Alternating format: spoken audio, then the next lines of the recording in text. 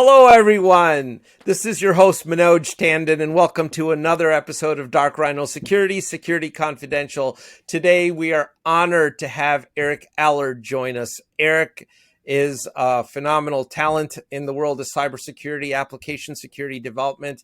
He is also an entrepreneur. He's currently the CTO of SOOS, a software technology company. He has 15 plus years of experience in leadership, business strategy, and software team transformation with a very broad set of skills. On top of that, he is a software engineer, and more importantly to me, he's actually a degreed mechanical engineer, which I find some commonality in, which is awesome.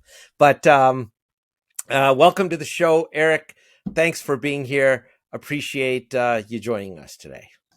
Thank you so much. I really appreciate it, and hopefully you cannot hear the jets that are taking off over my head. No, the noise cancellation is actually pretty good. It looks like that technology has come a long, long way. So let's dive into this a little bit. It was an interesting profile when we were researching you, some of the things that we came upon. So your foray into entrepreneurship. Tell us a little bit about that. Like how did you get into that, and what drove you there? Yeah, it wasn't on purpose. I think my post high school career path was a little non-traditional. Okay. I was in a trades apprenticeship. Then I started college for mechanical engineering. Took a longer path to get to graduation. Switched to software at some point, and at the end of my senior year, had made friends with another gentleman who was a great programmer and said, I don't really think I want to get a corporate job. What if we started a business? And we did. Mine and his first jobs out of college. We started a consultancy, and we did that for 6 years, building websites, eventually early mobile applications. Wow. And we did a lot of bank software. So it was not how I planned it, but it's how I sort of got into software. Banking is a old industry. Why banking?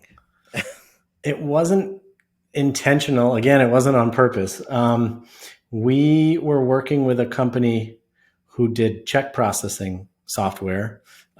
This was back in the early 2000s, where there was a new law requiring them to not trade paper checks anymore. I think it was called Check 21. Okay. So instead of banks sending cargo planes full of checks every day across the country to say I owe you this much and you owe me this, they came up with some cash letter standard, and we were helping a company because we knew more modern languages like .NET, and they were all COBOL and mainframe folks. So we were helping them. They called it server applications. We helped them work on some of those integrations. Fantastic. Were they fairly open and receptive, that market? I have to assume, and my fingers are very crossed down here, but that things are more stringent today. It just was a little more of a Wild West. I can't imagine hiring some young 20-somethings with no background checks to come do. I just don't think no one would do it now, but it was an opportunity that we were fortunate enough to have. And that's what got us started. Yeah. And I went on to other businesses, but I've always kind of stayed in software careers, other than my stint as a stay-at-home dad, which was kind of a more recent career thing. Well, let's chat about that. You've actually put that publicly on your LinkedIn profile, which I think is a very good thing. It says a lot when someone's willing to do that, but why is that important to you? There's a number of reasons. Selfishly, I think it helped me figure out more about what I'm maybe good at and what I'm not. It's a very hard job. If you're ever going to manage people and parents, unfortunately, I don't think you can fully understand what being a parent entails without being a parent. So by being the one who stayed with the kids. Just there's a lot to it, and sometimes there's not a lot to it, and that can also be very challenging. Just dealing with what should I be doing with my time? How am I doing the right thing for my kids? And like sometimes I'm bored, or what's happening and like what will happen to my career when I go back. But as a manager of people, I certainly have thought a lot about how when I in my prior jobs managed people with kids and how I see things very differently now. So it's a tough job. It's a job like anything else. Don't get me wrong, and it's not easy. So let's switch to that. Let's switch back to that for a second. So from entrepreneurship, you went into the corporate world. Was there a reason that you went there? Did you sell your company, or what happened? Yeah, it was right during the kind of still there was some. It was 2011. We had weathered the kind of 2008, 2009 recession, but okay, it was hard. You know, in any sort of a consultative business, you're spending a lot of time like lining up, making sure you have a pipeline. Yep. And there was other personal stuff going on in my life. And it just, someone was recruiting me to come work for another local business that we had done some consulting for. And that became my first real corporate software job with, you know, there was a substantial staff, and I kind of stepped away from being a software engineer and became a manager. And that was a whole nother big deal experience for me. Doing the business, it was one other person and me in a nice office, but that was it for 6.5 years. And it was him and I and the phone. And socially, I don't know that I even recognized how much that hampered me until I started this new job. And it was like the world changed. Everything changed color like Dorothy and the Wizard of Oz. It was just like, wow. But do you miss the freedom? No, I think the freedom thing is kind of a false narrative, because there's always a boss. It's either your customer or your own drive to accomplish something. No, I think as I'm not old, but you know, I'm in my 40s. I think like freedom is what you make it. Like I'm fortunate enough that I feel like maybe I'll have to do something else someday, but having your own business certainly isn't necessarily freedom either. There's a lot of responsibilities and considerations, and Absolutely. yeah. And that's you're probably the first one to make the comment on the show, but it's 100% true. There's always a boss. Everybody, everybody has a boss. It's just the reality of what it is. It doesn't, you know, even if you're the president of the United States, you have a boss. There's people, you know, there's a boss. Something's helping to shape those decisions substantially more than just what you want. I think that's the key thing to remember. That very much so, very much so. And you know, you've brought up managing people a couple times, and I think I was reading on your profile or an article that you had posted that when you're actually interviewing someone, you don't like to be dismissive of them. You always want to give them real feedback. Mm-hmm. And I thought that was interesting. And since you brought up the management, I thought I'd ask why do you think that's so important rather than just saying thanks but no thanks? Because I think not everyone, there's no everything, but most people want to do better. And I also think in some of those early discussions, you know, you can really just base it on you don't have a history with the person.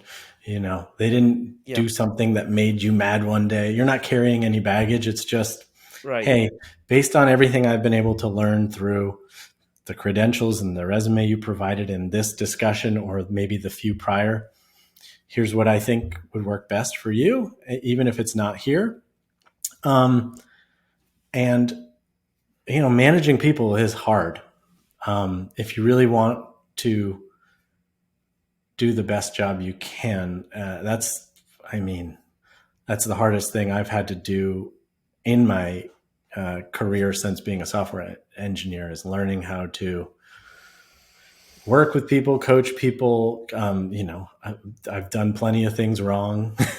And especially when you manage a lot of people, I think what you maybe don't notice at first is so many things are proxied through others. You can't have direct experience of everything that everybody on your team is doing firsthand. And it just gets the fog of business, the fog of everyday tasks. And there's not a lot of hearsay in an interview. You've talked. You kind of did what you needed to do. And if it's not a good fit, hopefully you can tell them right there. And if not, soon after with a follow-up. Do you, just before we get to software application security here just a second, but do you welcome the candidate? And I'm asking this for the benefit of our listeners, because some of them are out there searching for jobs right now and making career transitions into cybersecurity. Do you welcome a lot of questions from them? Yes. Even though they may guide you to opinions that are very different from your own, if you will. Yeah, you learn a lot about people that way. I still remember opinions I gave in some of my early interviews, and just maybe how poorly delivered, or I just wasn't very tactful, when I was 20 years old, and that's okay. But questions are a way to show like your take on something that maybe they just wouldn't expect. And it doesn't have to always be about the job. I like to know like whatever people want to talk about. I think that can really drive a discussion and give you a sense of how they interact, how they handle a difficult situation. And, I'm like anyone else. If people reach out to me cold on LinkedIn and you get inundated with stuff, but it is really worth it. You get people's attention. One of the people that I remember clearly, this person reached out to the president and sent a resume, and he sent it to me, and I was like, all right, I'll talk to this guy. And it was a great fit. The person had a personality and the attitude, and so take a chance for sure. Send it out there and see what you get. Well, there you go. That's great advice. So let's switch gears a little bit and talk about SOOS, which is the company you're with right now. So what is SOOS all about, and what are they trying to accomplish in the market? Yeah. SOOS was founded a couple years ago by a pretty senior engineering mind who I had worked with at a prior business.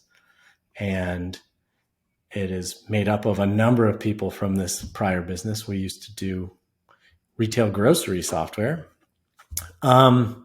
Interesting. Yeah, there's a lot of cool stuff and more parallels than you would think. At the end of the day, there's sort of like niche security specific things and problems you need to solve. But at the end of the day, you're putting together what I would call an enterprise application, meaning there are certain capabilities that are going to be expected that it has if you're going to sell something commercially. And all of that is problems that you've solved, whether you're making retail grocery platform software or cybersecurity software. So okay. SOOS makes specifically a proprietary SCA tool, which is software composition analysis. I'll explain what that is in a minute. Okay. A DAS tool, which is like penetration testers might use, and the glue that connects a lot of those things. But the differentiator is we are trying to create a product that is purpose built for small and medium-sized businesses, and that's affordable. It's a new take on something that's existed for a while that a lot of people haven't started doing yet. And we say democratize software security. We're trying to make this solution accessible to the tens and hundreds of thousands of companies that may build some software but don't exactly know what's in it. And that's our goal, is to try to get that capability much more broadly available. So does SOOS stand? Is it an acronym for something? It's not. Maybe it could be a backronym. If we were really creating an open source product itself, so open source or something like that. Yeah. No. It's not like the most amazing origin name story. It's, I believe, some Spartan, maybe semi-mythological figure that was like a protector figure. So, okay. Yeah. So accessibility is your avenue of democratizing software, right? So you want small, medium businesses, and there's a lot of them that are developing very niche applications out there, right? But there is, you hear that term MVP thrown around a lot in the industry, the minimal viable product. And I've heard it a lot from investors, that they want their companies to get to that MVP and get it to market. Is there not an inherent conflict, an obvious conflict, between building for security, testing for security, designing for it up front versus achieving the MVP? Mm-hmm. How do you, what's your advice for how do you resolve that? Yeah. I think, let's be honest, I think there is, but there's a lot of things where I would say, so what? You still have to do it. We have a local company named Beta Technologies. Okay. They're really interesting. They make electric planes, and they can vertically take off, and they're working with UPS and the military and all kinds of people. And they have lots of interesting technology with charging and flying an electric plane. Super cool, right? Interesting. I am not particularly close to their business, but if I said to you, Manoj, Beta is really cool, isn't there an inherent conflict in making this thing not crash and making it quickly? And you would say, yeah, but I have to make it not crash. Like, I have to make it safe enough that this will safely carry our pilots and someday whatever cargo is in it. So yes, there is some of a conflict there, but I don't think that doesn't mean you can't do it. And if it were painless and inexpensive, I don't think people would resist. Just like test-driven development, or even a couple of decades ago, small projects, people might say like, well, why am I going to use source control? That's expensive. There's only 4 of us. It's a bunch of overhead. Right. No one would even consider. GitHub is free or cheap. A lot of these things have just become de facto, in the case of like TDD, for example, like maybe not universally accepted, but people understand there's certainly a lot of benefits for that. People are going to use a source control solution.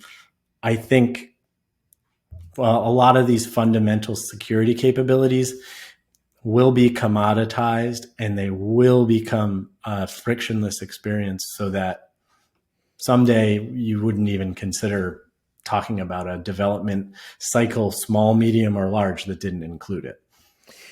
Do you have any metrics or anecdotal evidence on how much time does it add to a timeline in the development cycle when you are considering AppSec as part of this process?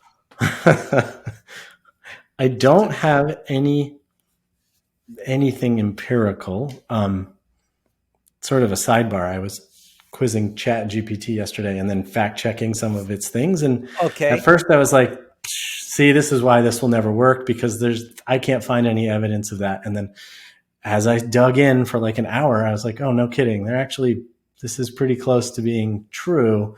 Anyway, I can't throw out a great statistic, but I will say, like any, first of all, if we bring it back to you're really small, okay, great. You're starting small. You can do this in a stepwise motion.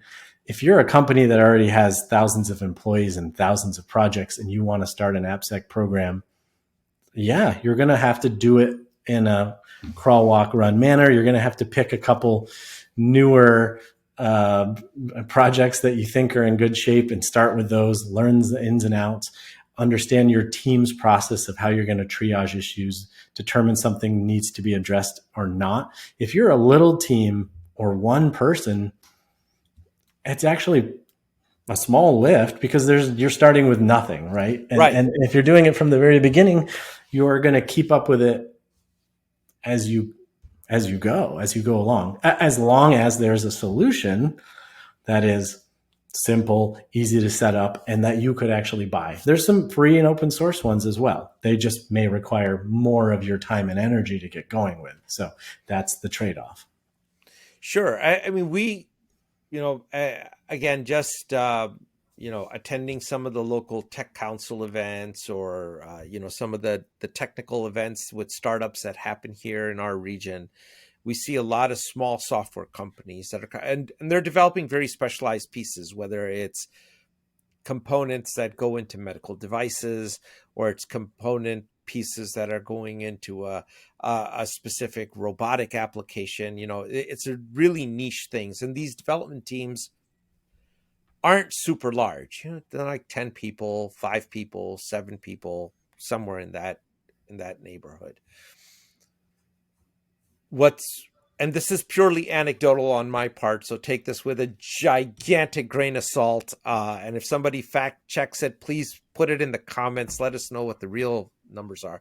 But generally speaking, we have not seen the security for those niche applications be at the forefront of those teams' mind. And I guess what I'm trying to say is I don't know that those teams are beginning with security as a critical component in mind. Mm-hmm. Is I don't disagree with you based on what we've seen from the market, right? And from what we've seen from our early customers. I guess here's where I think we will be. Let's pick a time in the future, 10 years. okay. When it may not be front of mind, it may just be accepted, like the de facto standard. And if you want to talk about at this very moment, I think I would roughly divide things into 2 categories. Maybe only one, but the biggest category is someone is compelled to do this for a compliance effort because of a merger and acquisition. Those are things where you need to have an assessment of the software you're using, known vulnerabilities. What are the licenses you're relying on in your software? Or you are a young technology company that understands the value and that there is some substantial insurance you can get by not having to worry about some of this right out of the gate. But mostly businesses that are doing this, it's because they get to a point where they recognize someone's telling them to do it, either their boss or someone that wants to buy them. If you go back to who's the boss is, there's always a boss somehow, and you're being compelled to do it. But that's, I think, right now. I don't think it's going to be like that for much longer. Well, you know what, Eric? I really appreciate your candor on that. Let's talk about those tools. What are some of these software supply chain tools? What work? What ones work and what don't? What's in that? There's a lot of stuff, and I don't want to say any of it works or doesn't work. Sherlock Holmes looked at a lot of clues before he found out who did it, and he had a lot of help from Watson. I guess let's break out a few of the big categories. There's okay. So we do SCA and DAST. I like to say SCA is like the nutrition label. Okay. Here's what's in it. or if you're thinking about a recipe, here's the ingredients list. And then something like SAST, static analysis, would look at your code, right? So you could have an ingredients list. You wouldn't necessarily be able to make the recipe, though. You couldn't make the cake just because you knew it had this much flour and sugar. You would need some instructions. Right. So that SAST would help you look at those instructions or your code. There's binary analysis tools. That's like the cake came out of the oven and someone comes through and looks at it with a microscope and says, well, based on the molecular structure, I think this was flour and butter and water or something. So okay. There's sort of binary analysis tools. There's runtime agents, which are kind of watching the byte level flows on a particular machine, looking for something that it thinks, based on the way this thing's accessing memory or how it's trying to allocate resources or where it's trying to exit, where it's trying to get out of this machine and get out onto your network. There's those types of agents. And that's all just, I think, the software runtime and software supply chain aspects. That's not even considering things like different endpoint detections and tools you could be running at a more like network hardware level. So you want to do the best you can with what you can put into place. And I think it's going to depend on what kind of business you are, what your industry is, what you're creating, what your technology is that's going to help decide what you're going to do. If you don't make software, some of those things don't apply. But you still may need some of these tools because you're an IoT vendor, and certainly it's going to be communicating on. I'm going to contradict myself. You still want to do that as much as you can, right? You just may not be the one creating that software bill of materials for what's ever in that device you created. You're going to rely on your vendors to provide that to you, and you may find that they can't do it yet. That's it. I often hear people talking about the outputs and the action items out of software tools saying, well, let's take SBOM. Are you familiar with? I'm not that personally familiar with it, but I know what it is. Yeah, it's the software world's version of like the bill of lading, right. The bill of materials that might come with a shipping container. Like, here's all the stuff that's in this box. In this thing. Okay. Yeah. There's been a lot of talk and activity over the last, say, year about more regulation requiring the software bill of materials. Okay. If, say, you're going to provide software to a government entity, some big industry players are kind of pushing back, probably because it'd be a lot of work for them to create these documents. And one of the narratives is, hey, we don't really know this is the right way to solve the problem. We don't really know that this is the right format. We haven't figured out all the details. That's fine. I don't know that it's the answer, though, to stop trying to figure out what you've got, right? Like, it's the journey, not the destination. Like, you doing the audit, having an understanding of what's in your software or hardware is really the thing that's going to take discipline and a specific approach as you make things. Whatever format you share that information with is kind of secondary, not really that big of a deal, in my opinion. But Eric, would clients, even if they're government clients, and really have the technical wherewithal to understand that SBOM and really even make a judgment call on it, right? Because a lot of it also is going to get back to just not what's in there, but the architecture of how those components interplay with each other. Yeah. And there's aspects of SBOM where, for instance, I think the VEX is the commonly trotted out one that may become used more prominently. You may have to attest, like, yeah, my software has that, but we never call this routine. It's not actually a vulnerability in our software. I think whether or not you have the expertise to make a decision, you still need to know. Like if you're a diabetic and you don't know a lot, you've just been diagnosed and you don't know a lot about what that means for you from a diet perspective, your doctor's going to give you materials and teach you some things, and then you're going to become more of an expert. Like these are things I care about in the food that I eat and how it impacts me. I don't know. I think the reality is people are going to have to become more educated and have a better understanding of what does matter to their business and what is in either the software they're making or the software they're receiving. So let's go down that. This is a big rabbit hole. So it is. I mean, I don't.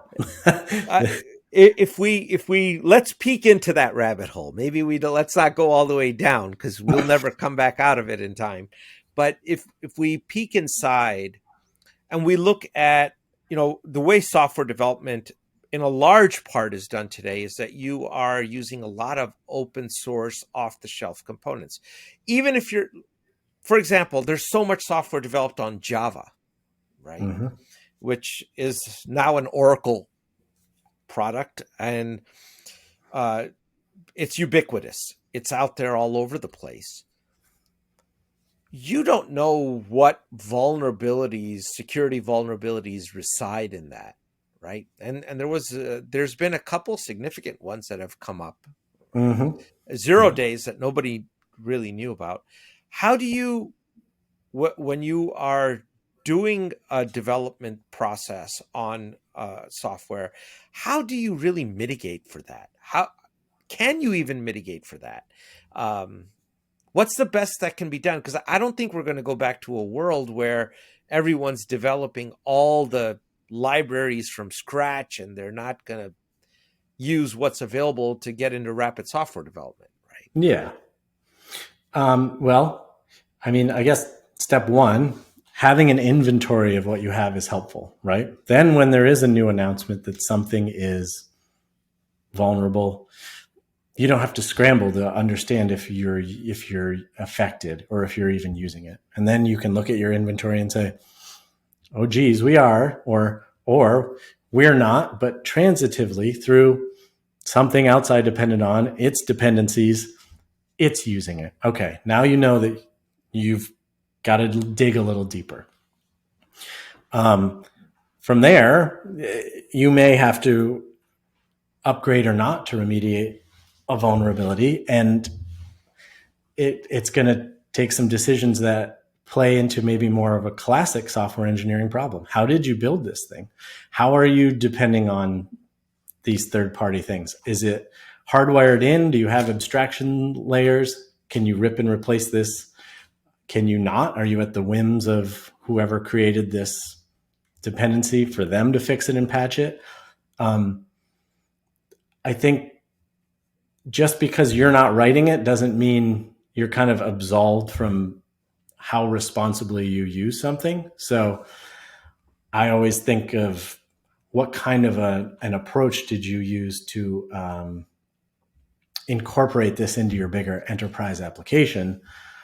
That's just responsible software engineering practices, right? So, right, but and you could be very responsible as an organization and follow good practices, but you still can't ultimately guarantee that everything is vulnerability free. No, you can't, and they're just, you may be stuck for a while. You may have to disable a capability in your application. You may have to put in other mitigating things like firewall rules. I don't think that doesn't always work, or it's not sustainable, or you could make all kinds of other problems doing that stuff. So sure. There's no one answer. You definitely need to know, though. You definitely need to know so that you can try your best to MacGyver. There's always going to be times. There's always going to be times in any trade, whether you're building it with software or you're welding steel or whatever, you're going to need to take some sticks and duct tape and and temporarily work around something. But a lot of the instances, it just comes down to awareness is step one, because you can't react to what you can't even measure is there. And I think It's a varied, like, I don't know, analogy wise, it's just like looking at building a house and all of the things that you could find when you redo 100-year-old house. Like, it's endless possibilities, and there are some things you could look at as an inspector to have some hints. And what's the water table like here? Is this neighborhood wet? And like, do we have carpenter ants? And there's things you can look for, but there's stuff you're gonna be surprised by, and you just have to have. Um, and you know what you just said, that awareness, that's interesting to me. That's a good reason to have an SBOM, you mhm. know, because it does potentially daylight some things and brings things to the forethought that may not necessarily have been there. Uh, Yeah. but do you think what's the role of compliance in that? Do you think Oh, well, compliance frameworks actually make a difference? And I'm just gonna, yeah, I said it. And I'm saying it from the point of cybersecurity because we've seen it. You can check all the boxes and still not have good cybersecurity. It's yeah.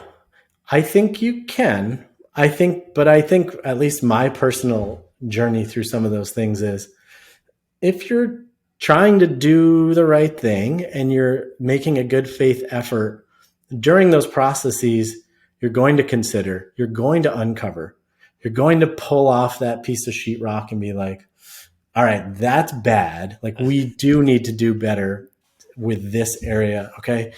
Um, so the compliance efforts, they're going to have very prescriptive controls in some cases, right, PCI, SOC 2, whatever. right. Section 6.5, you must remediate all critical and high vulnerabilities within N days. Um, that's, I think, why a lot of people go look to do it.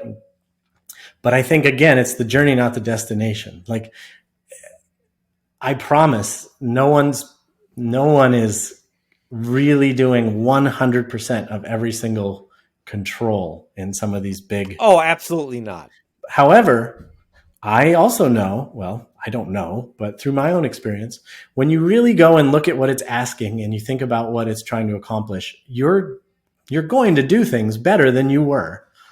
You're going to do things, you're going to make improvements, you're going to make stepwise changes, you're going to put things in place so that next year this is simpler, or you are more prepared for the. I believe that, at least for most people, it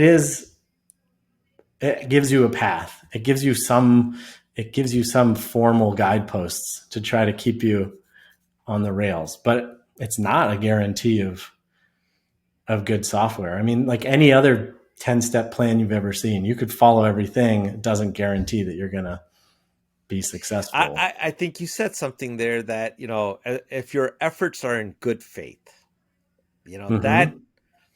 then yes, I think those frameworks can make a lot of difference because you are inherently trying to do the best you can, right?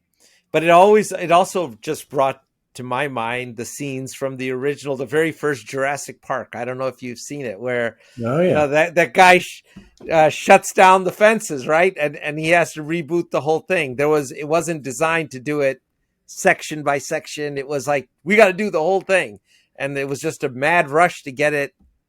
It sounded like those guys were just trying to get the damn thing to happen and get people to buy tickets.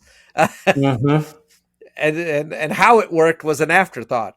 So if you're the MVP crowd, if you're purely in the MVP crowd, um, you might be more in that circumstance than the good faith crowd. That's Yeah, but see, again, in the MVP crowd, we're not a huge company. When you look at a lot of these controls, the scope of it is much different. If you're really in the MVP world, let's say you have 5 people, yeah, it's very different. Trust can count for a lot, and there's not as many things to keep an eye on.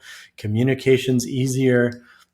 It's a very different ballgame than in a 50-person sure. business. So, um, I think there's still something there, but you're going to have a much more scrappy grassroots approach to a lot of the things than if you were a bigger company. And if you have to be, say, SOC 2 compliant and you're an MVP product, that's kind of a tough position to be in. That was very politely said. Yeah, but you can do it. And I do think there's a lot of services now that actually substantially ease that burden. You can be provided with enough people with experience to say, look, for your business and how small you are, this is what you can be thinking about and how you can accomplish this. Yeah, I'm not a compliance expert. I do know from our business's space, that is a reason people come looking for tools like ours. Yeah, give us a couple use cases for SOOS. You just mentioned, why do people come look? Give us some guidance here for our listeners. I mean, the original reason this tool was built, our founder was going through M&A and trying to use some of the legacy stuff on the market. This was about 10 years ago now, maybe 7 years ago. Very cumbersome. So that was his inspiration to make a tool. Someday I'm going to make something that does this better, and it shouldn't be so complicated or expensive. Okay. And the software world has changed a lot since then too. Things like package managers, more modern languages have a lot of advantages for how to find and learn about your dependencies. Okay. So license, understanding from a legal perspective, what open source software are you using? If you want to get acquired, someone's going to ask. It's going to come up. That's a reason. The vulnerability aspect is sort of a natural extension of that. If you know all of the things that you're using, there's a lot of data out there, open and otherwise, that you can comb to figure out, well, obviously this isn't all of the vulnerabilities with my software because we don't know all of them, right? There's lots of undisclosed, but of what we know, how many of those things apply to this bundle of stuff, this Betty Crocker cake mix? If I go look at that ingredients list, how many of these do I need to maybe worry about or look into more to see if I'm relying on it? If I'm not using the optional sprinkle pack, then I'm not vulnerable. If that, you're going to have to make some judgment calls. I started to ramble past maybe your initial question though. About SOOS, some more use cases. Use cases. Yes. So vulnerability finding, but also remediation. The tool will tell you, here's newer versions that don't have vulnerabilities. And it integrates with issue managers and so forth. And then the last step, like what is the output of this process? Well, you do this stuff continuously on every commit, for example. You integrate it into your build cycle. It's very simple. When somebody or you needs to know, what did we ever have that? I'm going to go back a month and look, oh, geez, were we using that thing? And then we yanked it out, but we temporarily had this. If you're a little company, you're not probably going to audit that. But the point is you have a record of, you have an SBOM, you have every cake you ever baked. You can go back and look at, for this build, here's the ingredients list. And again, going back to the journey, not the destination. If the destination is someday you're going to have to give someone an SBOM because they're going to want to know what's in your stuff. If you've already taken the journey and set up some tooling in your build process, you're going to have learned a lot more about how easy is it to update these dependencies or potentially remove them? How frequently are the maintainers contributing to these packages and updating them? There's a lot of just kind of good developer hygiene that comes along with this stuff. Like, oh, geez, we're quite a few versions out of date. That will all be apparent to you as well in these tools. And if you're comfortable sharing it, from a cost perspective, how big is the bread box for a small business to get engaged with SOOS? Oh gosh, it's very inexpensive. It's $199 a month if you want both of our tools, DAST and SCA. It's $598 a month. We have a community edition. So if you're an open source project, you don't have to pay anything. We have We'll give Really? you the full license, but we have a no friction sign up. So some other folks will give you a free license for open source, but you have to fill out forms and get approved. We just make you have a public GitHub repository, and that's it. We'll ask you to put a little badge on your README, and you can use it for free. And we're going to add Bitbucket and GitLab support as well. So Wow. right now it's GitHub, and soon any of those SCMs, you could use our stuff for no cost if you want to point it to your public repos. So, and we'll make you an SBOM and all that stuff. Well, I think that's motivation for people listening. If I mean, yeah, free. I mean, how do you get the price is right? I mean, yeah, we want people to know that this is a thing. We want to get the word out, and if you want to use it for your business, it's extremely affordable. So yeah, that's where we come in. And Eric, in the last minute here, I know we're at the hour. Just wanted to also, are you guys doing any events? Are you guys got any publications? Anything that you want to talk about to inform our listeners about that? Yeah, Community Edition's the big thing. We're going to be at Developer Week out in Oakland in mid-February. Okay. Valentine's Day. I'll be talking there. We'll throw out some passes for that. Those are kind of the big upcoming things. That's fantastic. And if people want to get a hold of you, what's the best way to do it? SOOS.io, SOOS.io.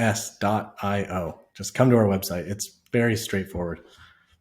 Fantastic. Well, Eric, thank you so much for being a guest here. We look forward to having you back at some point. Don't be a stranger as things develop. You're more than welcome to come back and tell us a little bit more. We've only scratched the surface on this topic. Yeah, I will say I've done a few of these, and you are number one interviewer. It was great, very well done, and happy to be on. Well, the honor is all ours. Thank you. Thank you so much.